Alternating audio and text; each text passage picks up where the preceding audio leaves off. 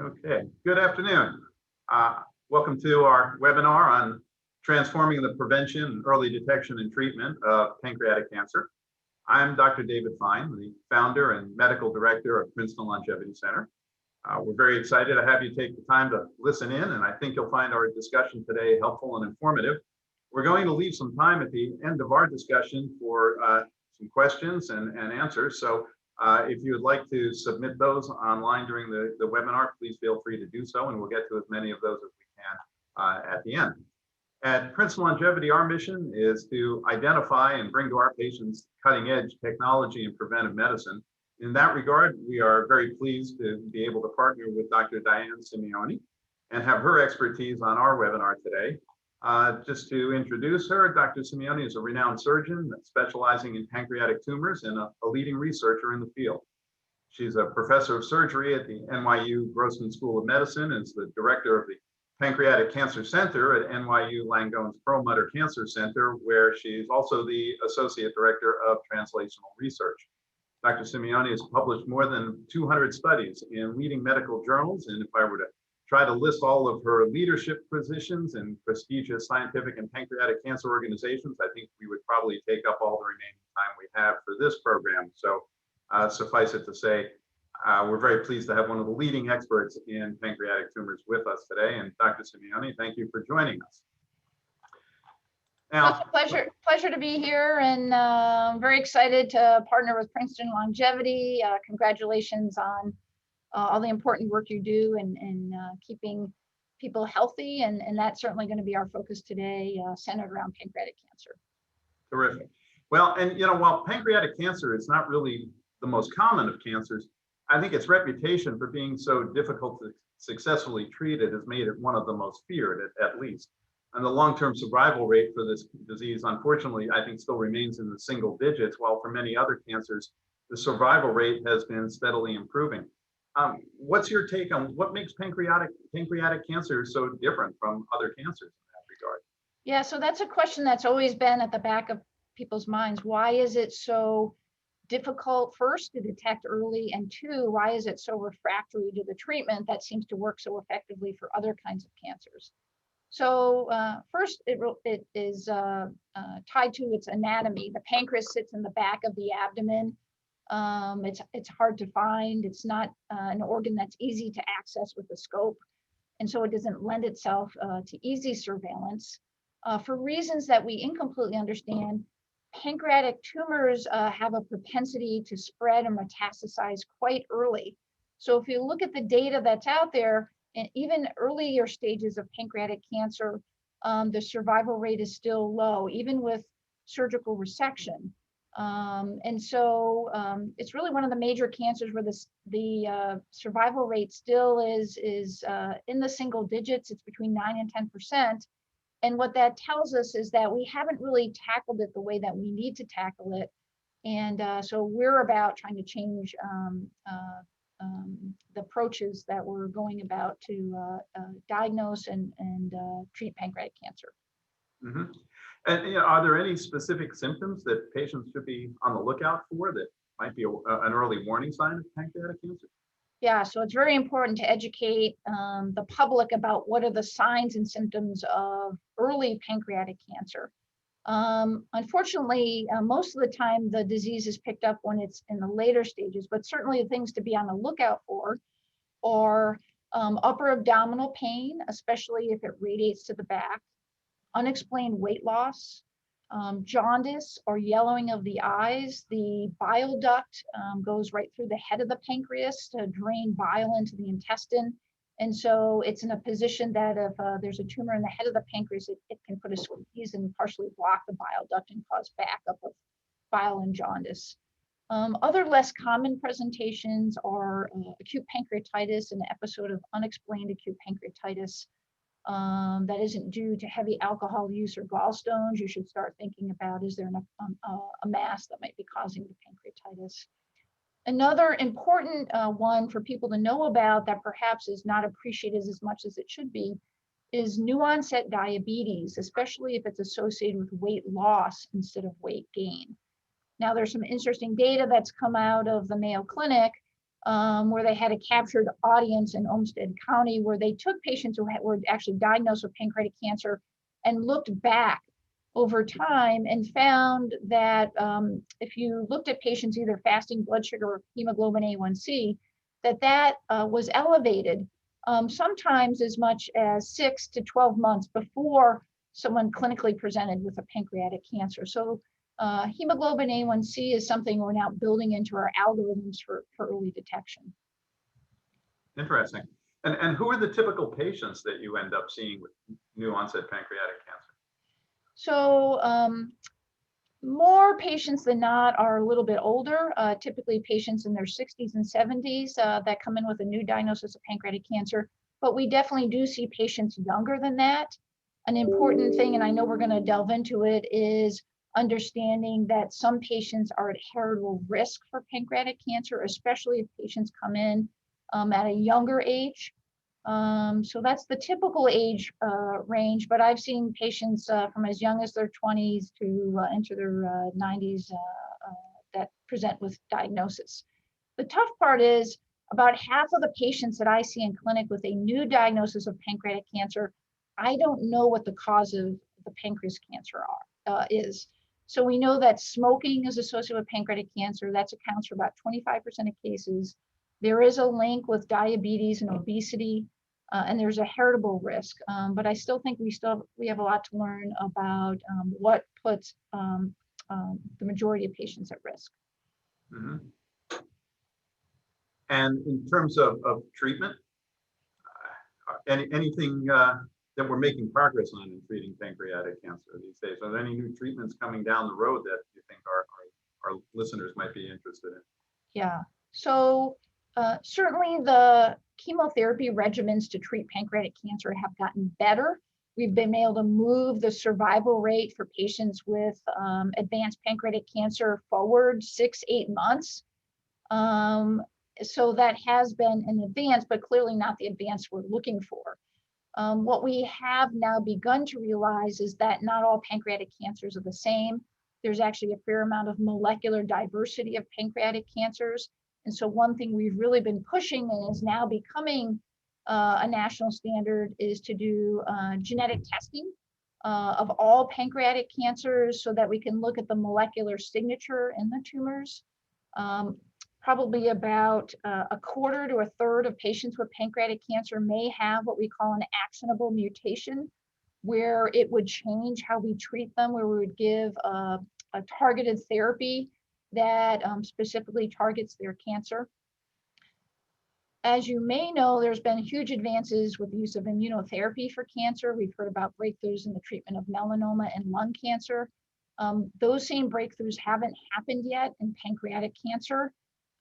Just the way pancreatic cancer is, it tends to be a tumor that is what we call very desmoplastic with a lot of scar tissue in it.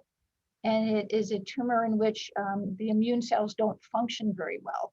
So aside from 1% of pancreatic cancers, which are what we call MSI high pancreatic cancers, that are actually can be effectively treated with immunotherapy, the rest of pancreatic cancers, we have to come up with combination regimens that prime the pancreatic cancer to respond to immunotherapy. So there are clinical trials that are now either in development or actually in place. In fact, we just opened up a new one last week at NYU. That's a quadruplet, including 2 drugs that are immunotherapy drugs to see if we can render a pancreatic cancer susceptible to immunotherapy.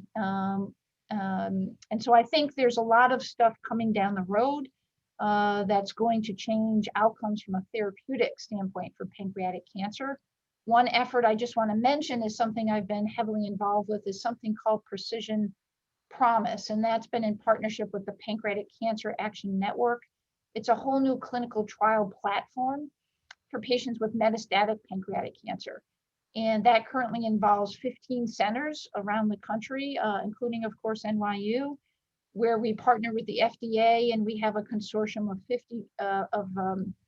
30 different pharmaceutical companies where we are innovating in a whole new way and offering new therapies for pancreatic cancer. So there's a lot of important work being done in the therapeutic domain. Mm-hmm. it seems like one of the problems with pancreatic cancer is it seems like it has a propensity to metastasize quite early on. Yeah. Even patients who, at the time of diagnosis, don't seem to have any evidence of spread out of the pancreas and seem to be good candidates for surgical treatment. A very high percentage of those patients still end up presenting with recurrent disease within a relatively short period of time. And Yeah, so so, being able to handle the metastatic disease is really, really critical. yeah, so, I'm a surgeon and I've spent a fair amount of my career removing pancreatic tumors, and it can be frustrating. You do a great operation, the patient recovers well, but the recurrence rate is as high as 60%. And so what that tells us is that even though we can't see it in many of these patients, there's occult metastatic disease. All of this has led me to believe that really the way we need to go is after early detection. And so that's where we're really putting an enormous amount of effort into getting to early detection. Everybody on this webinar has seen we've had American icons, very notable ones passed within the last year from pancreatic cancer. Ruth Bader Ginsburg, John Lewis, and most recently Alex Trebek. But those individuals represent close to 60,000 patients will be diagnosed with pancreatic cancer this year. So it's really, from my mind, it's a medical emergency, if you will, and a cancer that really has not gotten the attention that it is deserved until more recently, where there's been data now showing if we don't change outcomes for pancreatic cancer, it will become the second leading cause of cancer death by 2030. So that data has really created more of a sense of urgency. Let's talk for a bit about how we approach that earlier detection. What are some of the things we can look for in terms of trying to stratify who are the patients who should be more aggressively monitored and what kind of surveillance we should be putting those patients into? Yeah, so I think, this is a very important topic of a discussion. One thing that we really pushed and helped change the guidelines for was to have all patients with pancreatic cancer get germline testing. And by germline testing, what I mean is a sample of blood taken to see if that person carries any known pancreatic cancer susceptibility genes. And just that one move alone and getting insurance companies to pay for that identifies about 15% of patients with pancreatic cancer that have a cancer susceptibility gene that might not have otherwise been determined. And at least half of those patients, if you took a detailed family history, you would not have, it wouldn't have raised a red flag that they did carry a susceptibility gene. So that's really been important because that information, one, can sometimes change how we treat that patient with pancreatic cancer. And a prime example is somebody with a BRCA mutant pancreatic cancer. We actually have a whole different set of therapeutics we use for those patients. But also importantly, it helps us identify family members at risk. So that was a really important piece. Also, with the decreased cost of genetic testing now, you can get a very high quality germline test for cheaply as $250, most of the time covered by insurance. And so we've really liberalized who we recommend should get genetic testing. So basically, anybody who has a family member with pancreas cancer should get genetic testing. In fact, the guidelines just came out within the last month that if you have a single family member, first degree relative with pancreatic cancer, you should get germline testing. We've actually been doing that for about the last 3 years. And let me just clarify for some of our listeners who maybe aren't quite as familiar with what we mean in terms of germline testing. I mean, these are mutations in your DNA that are inherited basically from the moment of conception, as opposed to those mutations that we acquire throughout our lifetime. Every time one of your cells divides, there can be an error in the copying of DNA, or damage can occur to DNA as you go through life. And so over the years, each cell may acquire its own unique set of mutations. But here we're talking about the ones that may tend to, that are inherited from birth and therefore are going to occur in multiple family members. But the problem with that is that since you get DNA from both parents, what you're going to find is that in any given family, one individual may have a particular mutation and another individual not. And so really the only way then to identify who's really at risk is actually to do that genetic testing. And as you say, it's becoming increasingly easy. I mean, it can be done, from very non-invasive means, saliva tests and blood tests and things of that sort that are simple, easy, and increasingly inexpensive to do. Would you recommend then that, given what you're saying, that 15% or possibly more of pancreatic cancer cases are related to those types of mutations, which is actually a relatively high amount compared to other cancers? And when we look at breast cancer, colon cancer, and that sort, while there certainly are genetic mutations that we know increase people's risk, it tends to account for a very, very small minority of the overall cases. We can't really explain the vast majority of breast cancers, for example, on the basis of BRCA mutations, but it seems to be a higher level with pancreas. Are we getting to the point where we should start to think about doing that kind of genetic testing if it's that easy and inexpensive, even just as a more general screen, rather than only those people with family history? So I actually think we are going to get to a place where part of a routine physical is to get germline testing for cancer susceptibility genes. Now, here's why, because that's something you can do something about, right?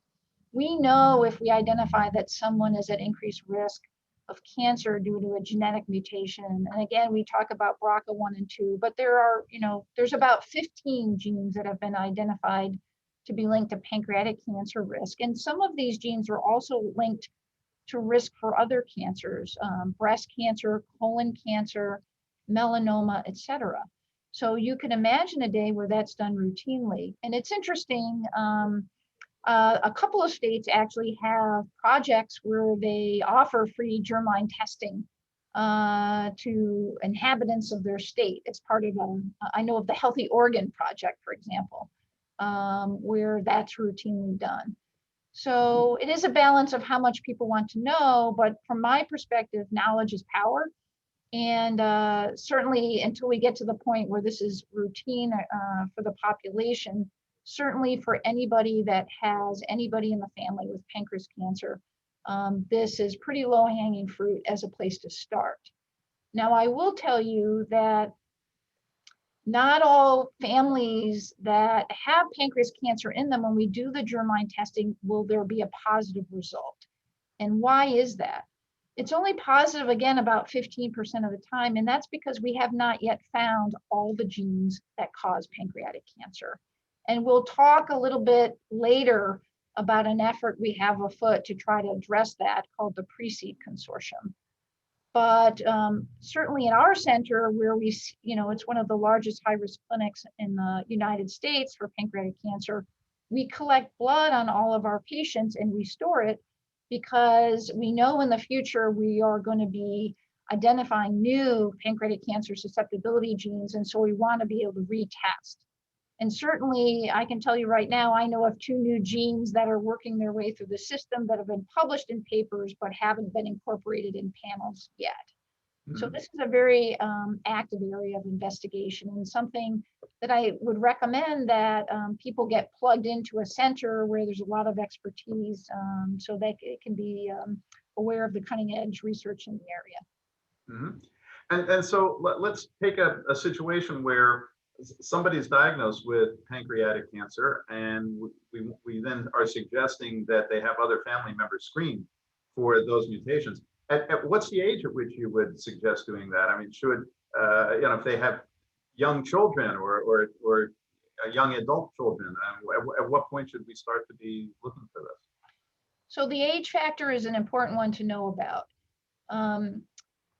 There are certain age criteria for screening, and we'll get into what screening entails. But in general, we begin screening either at age 50 or 10 years younger than the youngest case of pancreatic cancer in the family. So we do know there's an age relationship to the development of pancreatic cancer.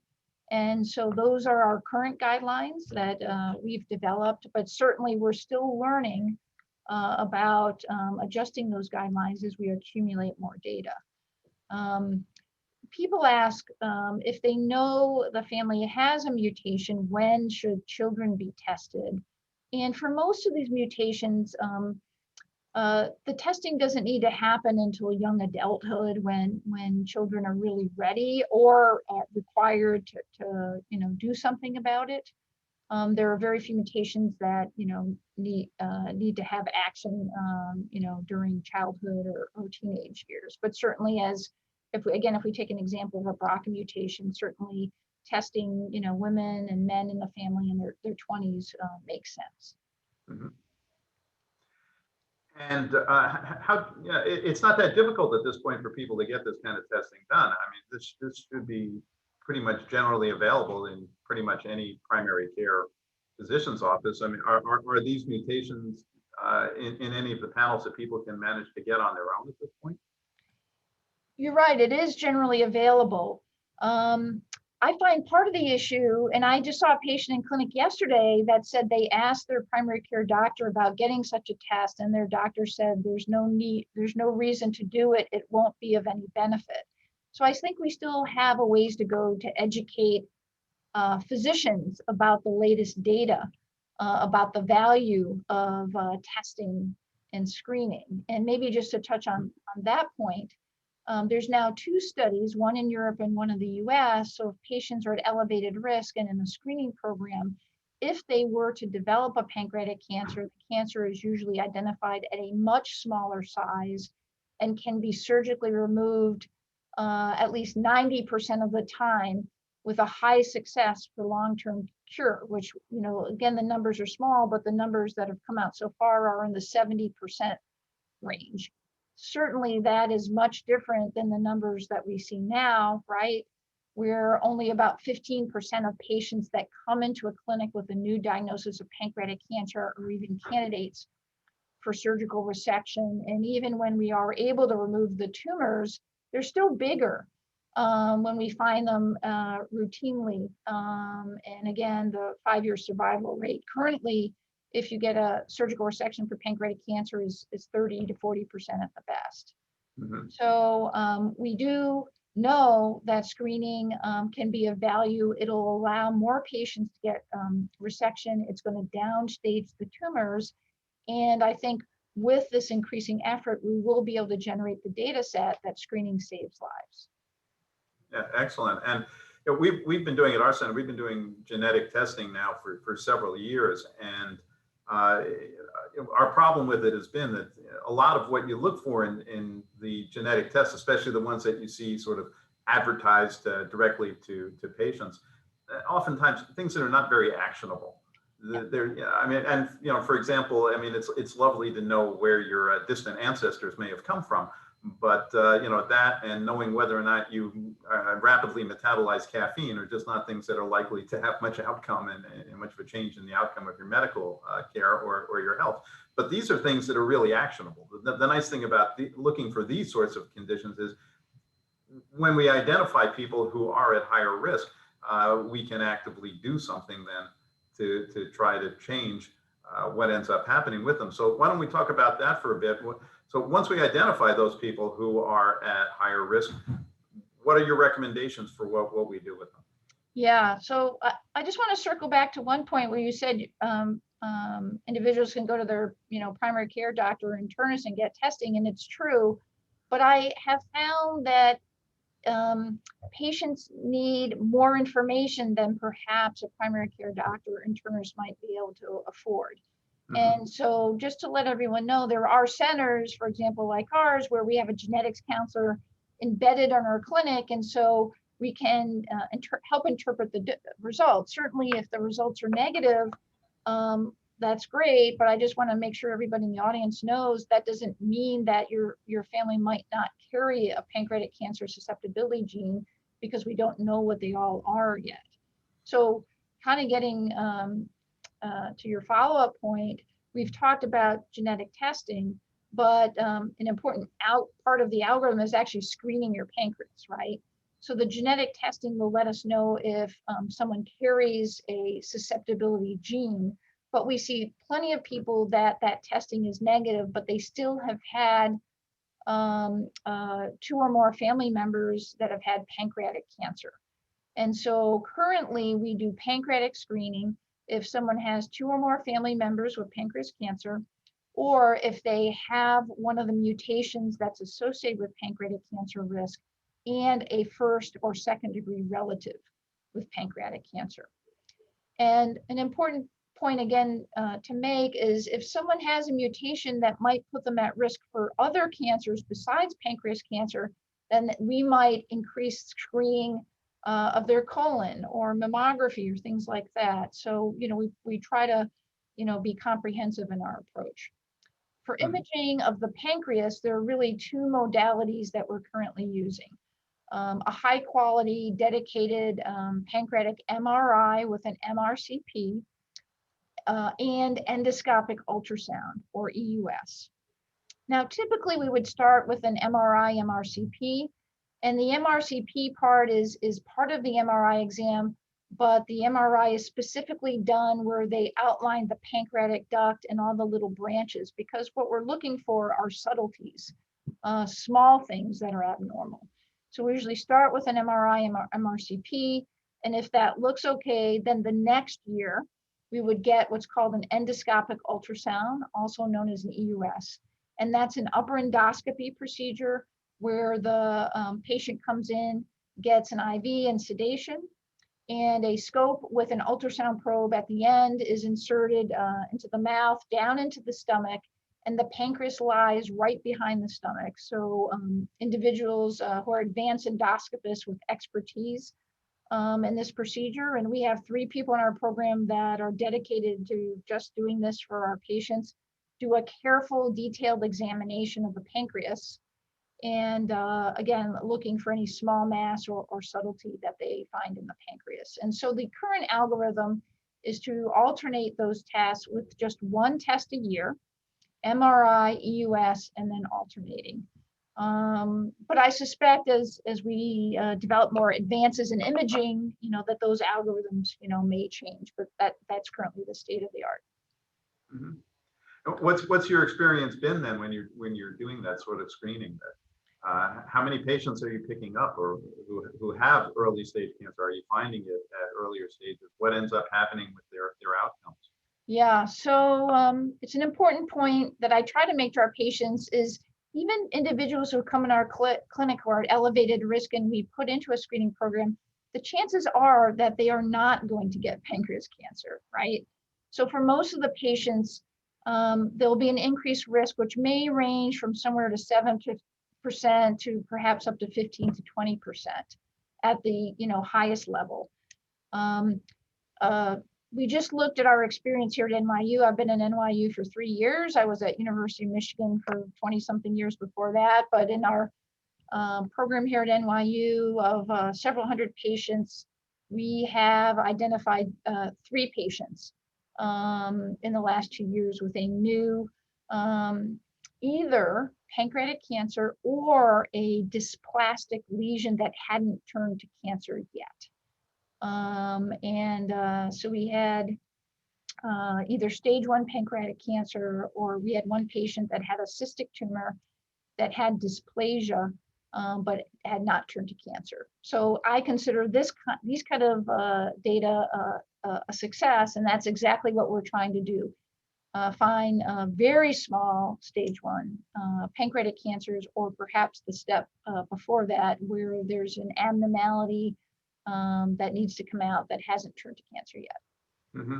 And I think that's an important point too. I mean, we're doing here at our center, we, as part of our cancer screening, we often do CT scans of chest, abdomen, and pelvis, and patients will have those studies done for other diagnostic reasons, and as incidental findings, we'll often pick up things like cysts in the pancreas and other abnormalities along those lines, some of which may actually indicate an increased risk. So I would imagine then you feel that those patients who have those findings are also good candidates for more aggressive surveillance. Yeah, so maybe we can talk a little bit about pancreatic cysts. And it's interesting, we just looked at all of our data of our high-risk population, and we found close to 40% of our patients that were high risk, that were following a high risk from a heritable standpoint, actually had a pancreatic cystic tumor. Now, many of these cystic tumors are small, and only a small percentage of those cystic tumors will grow and become pancreatic cancers. But certainly we see a higher incidence of these cystic tumors in people or from families that have pancreatic cancer. These cystic tumors also happen in the general population with some frequency. In fact, there's data from an autopsy series of people in their 80s that passed from causes other than anything related to their pancreas, and even up to 10% of individual in their 80s might have a small cystic tumor in their pancreas.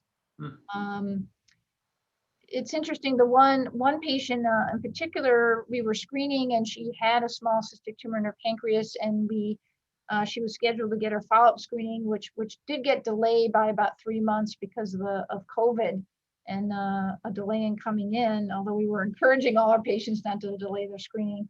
But she developed a small solid mass. It wasn't where the cyst was, it was in a separate part of her pancreas. So if you have cystic tumors and you're high risk, it's actually more likely that a pancreatic cancer, if it arises, might arise independent of a cystic lesion. Mhm. But we have certain guidelines for management of cystic lesions, both in patients with and without pancreatic cancer and their family history. And we currently don't have any data that the cystic lesions behave differently in individuals that have a family history of pancreas cancer. So depending on the size of the cyst and their characteristics, we have well-defined surgical and medical guidelines for the frequency of surveillance of those folks. And be it pancreatic cystic lesions, which arise in the setting of a family history of pancreas cancer, or with no family history of pancreas cancer, we recommend annual screening of the pancreas to follow. Mhm. You also mentioned in there that coronavirus and COVID has been having some impact on people having their testing done and even having their treatment done. Are you seeing a lot of that lately? I will say that we really noticed it after the big episode in the spring, where First wave. clearly people were delayed coming in, and we were noticing our patients with pancreatic cancer had much more advanced disease than what we had noticed the year before. And actually, at one point, I sent out an email to all of our patients, encouraging them to please come in and not to delay in doing their screening. But the story I'm telling you, I think, has played out across the country, where, and understandably so, because we didn't really understand the characteristics of the virus very well, but patients were scared and didn't want to come in person. And in some regards, the safest place to be is in a medical system, because things are very, very carefully cleaned and scrutinized. Exactly, and yeah, we're seeing the same sort of problem where people are putting off doing important screening tests, and whether not just with pancreas, but doing their mammograms and their colonoscopies and just general medical checkups. And what we're going to end up seeing is we're going to finally resolve what's going on with COVID, and we're going to be left with a big wave of people now presenting with late stage disease because of the delay in checking up on these things. So yeah. I agree with you. I think it's very important for people to realize that actually most of the, if not all of the medical environments, especially here in the city, I think, are really doing a very good job at keeping a very safe environment. And I don't think you should hesitate to go and get things checked out. It certainly can be done in a very, very safe manner where your risk is going to be very low. You had also briefly mentioned before this new consortium that you're working with, PRECEDE. Why don't you tell me a little bit more about that? Yeah, so we're very excited about this effort. One of the big gaps, if you will, in making advances in early detection and prevention was we didn't really have ourselves organized very well to work together. And so we, through a generous donation from Project Purple, which is a pancreatic cancer foundation, received a donation. And with that donation, we set up a database and a management system, and then invited colleagues around the world that have expertise in pancreatic cancer and early detection to join us, but they had to agree to share their data to join. And so with this effort, and we're about a year and a half into it now, we have 35 centers worldwide, 29 in the US, where we're all collecting data in exactly the same way, very comprehensive, robust data. We're collecting annual blood samples on our high-risk patients around the world. And we're even standardizing how we're doing the MRI with the reporting and endoscopic ultrasound. So with this effort, we expect we'll be following at least 4,000 individuals at elevated risk for pancreatic cancer, and have created a platform that will allow the field to move in a much accelerated pace. What can we do with PRECEDE? One is we actually will be in a position to generate the data set that screening saves lives. We still struggle sometimes to have insurance companies pay for some of these procedures. Two, I told you that only 15% of these families that have a lot of pancreas cancer in them, do we know the causative gene or genes for pancreatic cancer? That's because a large-scale effort to try and go after that hasn't happened yet. So now with these numbers, we'll be in a position to really go after identification of new genes that cause pancreatic cancer. We also know that there are probably genetic modifiers that we, again, don't understand. For example, we'll see some families that might have the same BRCA mutation, where some of those families get a lot of pancreas cancer, and other families, again, with the same mutation, don't get any pancreas cancer. So there's some beginnings of work on this in the breast cancer space, but we think this is also going to be relevant for pancreatic cancer. And what we'd like to ultimately do is develop better risk modeling algorithms so we can better predict who will get pancreatic cancer. And then, of course, the holy grail is to develop an early detection blood test for pancreatic cancer. And it's hard to do that if you don't have the right patient population to test such a blood test to see how it will perform. And if a test is elevated, what's the timeline between an elevated test and where you can see a visible mass on a CT scan. And then lastly, I always say if we can land on Mars, we probably should be able to image and pick up pancreatic cancer early. We just haven't brought the right people on the table to work on it. So with this consortium, we now will have enough individuals to really test sophisticated new imaging modalities. You could envision a day where someone has a positive test, but the pancreatic cancer is too small to see by the imaging that we have. But if we had molecular imaging or more sophisticated imaging, we might be able to pick up a pancreatic cancer when it's only 2 to 3 millimeters in size, and be able to ablate it and not even have to, do a formal surgical resection like we do nowadays. So I think you don't have to use your imagination too much to see where we are heading. Certainly, I would say with some of the technologies out there now, we are probably within 3 to 5 years of having an early detection blood test. Mm-hmm. We've actually looked here at some of the blood tests that are coming down the road in terms of not just pancreatic cancer, but some of the other types of cancer too. And I think what you mentioned about imaging modalities is key. I think we'll get to some of the questions that are coming in a moment. But one of the questions that came in was the question of, well, why, if somebody's at high risk, why not just remove their pancreas? Yeah. And sort of like doing a prophylactic mastectomy on women who were at high risk for breast cancer. Unfortunately, the problem with that is the pancreas is such a vital organ that life without a pancreas would be challenging, to say the least, possibly not even, achievable. So I mean, I can maybe unfortunately, comment on that because I have in only 2 or 3 patients done such an operation, but it's in a very select circumstance.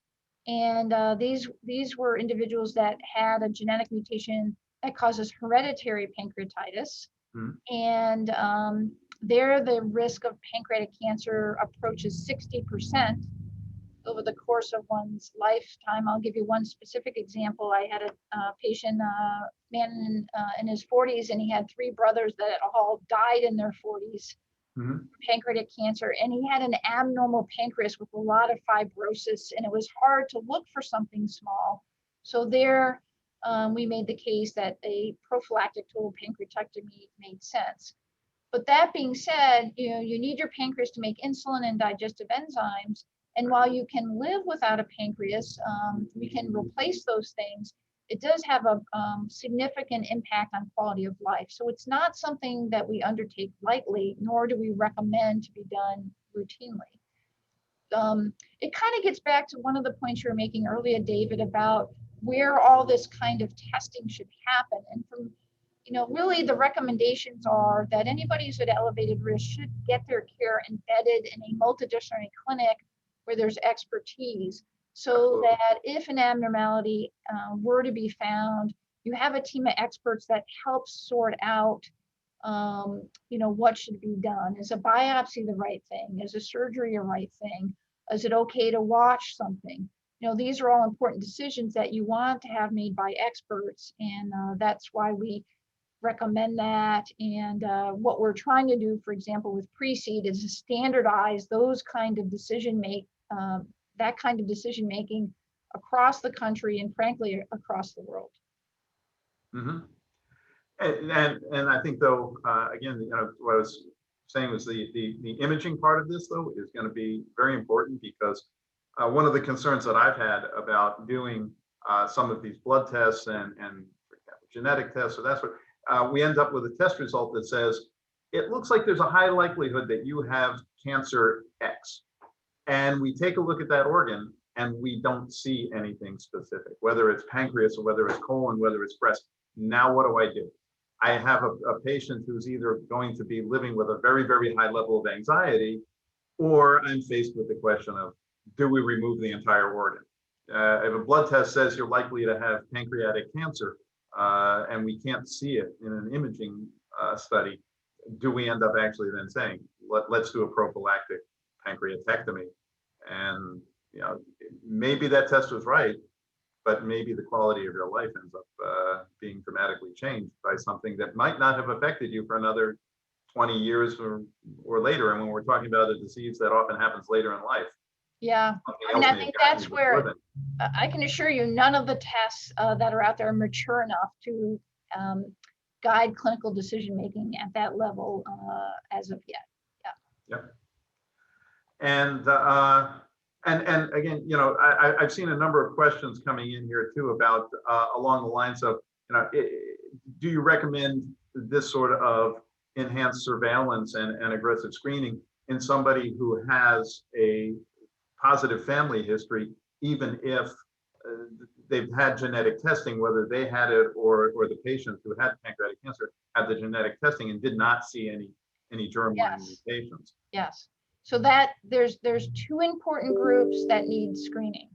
There are those that we do the genetic testing and it's positive and they have a family member with pancreas cancer. And it's also those that have a family history of pancreas cancer and the testing is negative. And in particular, if you have 2 family members on the same side with pancreas cancer, or we're also seeing patients that have had both parents with pancreas cancer. We currently don't have guidelines that say if you've just had a single family member with pancreas cancer that you should get pancreatic screening. But we do have guidelines that you should get the genetic testing. And if the testing were positive, then that would move you into the category of us having the indication to screen your pancreas. Mm-hmm. Do you have any advice for the people who are listening in terms of what they can do preventively? For example, questions are coming in. Are there any dietary suggestions or foods that might be helpful for the pancreas in general or for preventing pancreatic cancer? Yeah, so that's a really important point, and I counsel our patients about that. So clearly smoking is a bad thing. No one should be smoking. That's a big contributor. Diabetes and obesity. If you actually look at the rising incidence of pancreatic cancer in this country, smoking has actually gone down, but you can almost overlay the lines of diabetes and obesity and pancreatic cancer. So those are clearly linked. So keep extra weight off, eat healthy. There aren't any special diets that prevent pancreatic cancer. It is an area of research that's happening in many laboratories, mostly in mice. But so far, there's not any data that a particular form of diet mitigates pancreatic cancer risk. But certainly, healthy eating and keeping extra weight off is critical. A couple of other things, exercise. So I think the data actually about exercise is starting to mature. And there was actually been some recent studies that came out that showed, and again, these are mouse studies and pancreatic cancer models, but there's also some human data that exercise can mitigate progression of pancreatic cancer for those who have pancreatic cancer, and also can help prevent the development of pancreatic cancer. And exercise actually affects your immune cell function, perhaps by changing the metabolic milieu in which the immune cells are bathed. So I'm a big proponent of exercise. And certainly it's very easy to just buy a pair of sneakers and throw them on there and get out there. So that's a strong recommendation. The other one of the few things we can still do in the world of COVID. One of the things we can still do. The other one that comes up, what there's been a lot of controversy about, is stress. So it's interesting. If you implant tumor cells in mice and you have one set of mice as controls and the other set of mice where you stress them, the tumor cells grow faster and metastasize more readily in the mice that are stressed. So I don't know if there's a human equivalent to that, but I think the data in mouse models is pretty interesting, and it does lead me to think that, for the efforts we can do to mitigate stress, that can only help us. You mentioned stress and diet and exercise, and I agree with you wholeheartedly. I think those things really help to living a healthy lifestyle decreases inflammation as well as bolstering the immune system, and I think not only pancreas but in many other things it's going to be beneficial. But alcohol, how about that? We haven't mentioned that. And alcohol typically is a common cause for pancreatitis, which is an inflammation, an acute inflammation in the pancreas. And is there any link between alcohol intake and pancreatitis and the risk of developing pancreatic cancer? Yeah, so I forgot that one, so I'm glad you brought it up. So clearly, chronic inflammation of the pancreas, chronic pancreatitis, can increase your risk of pancreatic cancer at least twofold. And one of the causes of chronic pancreatitis can be heavy alcohol use. So certainly avoiding heavy alcohol use is important. And it's interesting, the guidelines have, changed a little bit about what constitutes heavy alcohol use. It used to be, 3 drinks a day, and now it's 2 drinks a day. And in fact, I just saw a patient yesterday who said, most days I have 2 drinks a day. Is that okay? And I'm like, I would probably not drink 2 drinks a day if I had a risk of pancreatic cancer. I would probably lessen my alcohol intake. I certainly don't think having, a glass of wine a day or something like that is harmful, but I think much more than that, it could tip the scales a little bit, even though it might not cause overt inflammation. It could be a contributing factor to changing the environment of your pancreas. Sure, I agree, and not just with pancreatic cancer, but other types of cancers too. I mean, the digestive tract in general, it does seem to be that as alcohol intake goes up these days, the data seems to be more indicative of an increasing risk of cancer. So, I tend to take the approach of I would never tell somebody who's not a drinker that they should start drinking, because there may be some perceived health benefit from doing that. If your intake is moderate, I think you're probably going to be okay. And you know, I also tend to take the approach of I might live longer without Haagen-Dazs, but I'm not sure that I want to. So Yeah, you have to enjoy a little bit along the way too. Along those lines, David, there is no data that coffee is bad for your pancreas. In fact, there's data it's protective for your liver.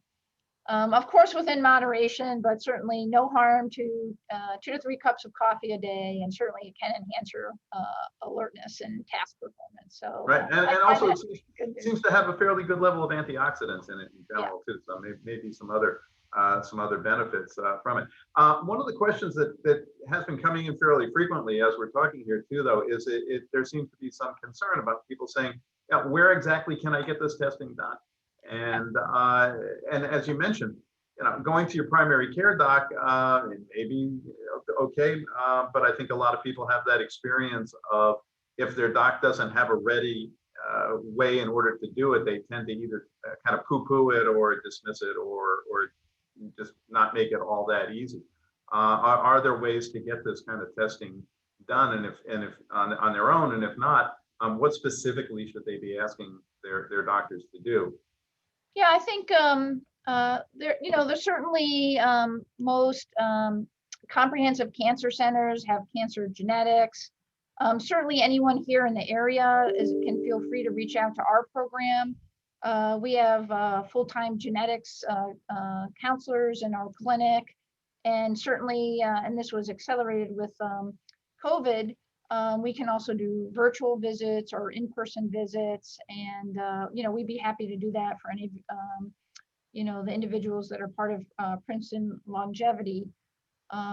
For individuals that live in other states, we can certainly help connect them with centers of excellence. So, in Philadelphia, University of Pennsylvania, and Pittsburgh, University of Pittsburgh. Certainly in New York City, we have again, the largest clinic and effort. We have colleagues in Boston. So we certainly want to make sure that people get the testing and screening that they need. And so we're happy to help get people plugged in. And we also offer it too as an elective option in our exams as well. So along with all sorts of other types of genetic testing as needed. In terms of any other testing that you've found helpful, and had people who are asking about, for example, are PET scans more helpful than typical CT? Yeah, so we actually we don't use CT for screening, and granted, the radiation risk has been decreased a lot, but there's no radiation exposure with MRI. And so since many of these patients have to be screened for pretty lengthy periods of time, we've gotten to MRI and endoscopic ultrasound. PET scan is actually not routinely used for screening. It's not very sensitive in picking up anything less than 1 centimeter in size. Regular ultrasound is not very good for looking at the pancreas. So really, these are the workhorse modalities that we use. Yeah. Mm-hmm. And going back into the genetic testing for a moment too. What's your experience been? Is insurance covering it? And also, one person brought up an interesting question, which I have seen happen in other situations of, so if I go and get this testing done, and it does show that I carry this mutation or that mutation, are there implications for my insurability down the road? Am I going to have a problem getting life insurance? Yeah, so that's a really important question. So to address the second question, it can affect your health insurance. There are actually laws that protect you if you have genetic testing and genetic mutation is found.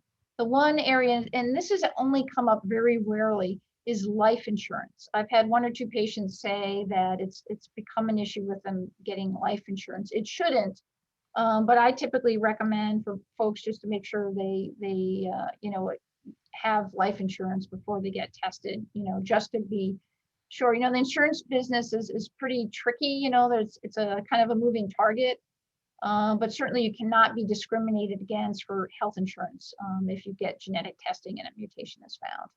Mhm. And remind me the first part of And in general, is the test covered by insurance? In general, it is covered by insurance.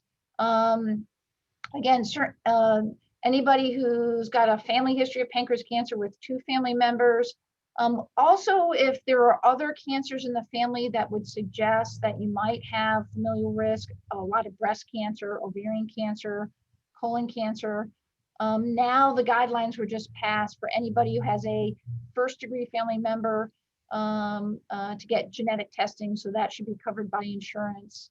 And again, with one of the companies, it's as inexpensive as $250. And we always know up front what the out-of-pocket cost would be if it isn't fully covered by insurance. Mhm. There is a program by Invitae called Detect that will offer free germline testing for all patients with pancreatic cancer. I'm sorry, would you repeat that? Called Detect. Detect? Okay. Yeah, so that's free germline testing for all patients with pancreatic cancer.